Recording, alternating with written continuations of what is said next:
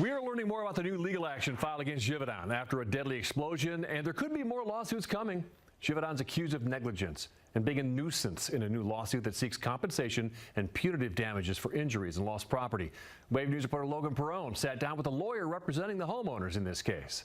Yeah, John, this lawsuit represents two people living on Payne Street who were both home when the explosion happened. Their attorney is also representing several others, some with traumatic brain injuries and some without homes. He outlined his case to hold the company accountable. Negligence, a nuisance, and more.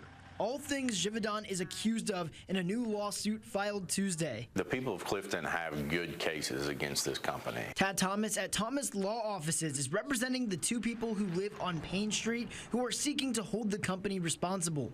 He says at least 10 other homeowners are ready to do the same. The reason they're calling lawyers is because they're mad because Givaudan is not handling this appropriately. The court filing accuses Givaudan of negligently operating its factory, citing a failure to properly inspect and maintain its cooking vessels.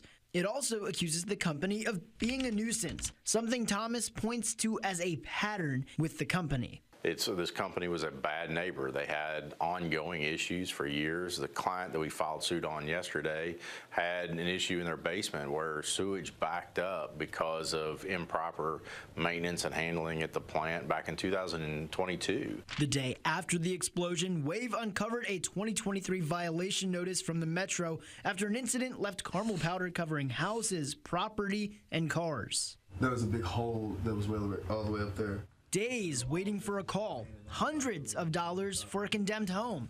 Thomas tells us about complaints regarding Givaudan's response after the blast, even after its commitment to make things right for businesses and homeowners. One of my clients, we had a Givaudan representative come to inspect her property at the same time as her insurance company came to inspect her property. The Givaudan representative was in and out, took a couple pictures and left, whereas the insurance company person actually came in and did like 2 hours worth of looking at the property damage, making assessments, writing up a report.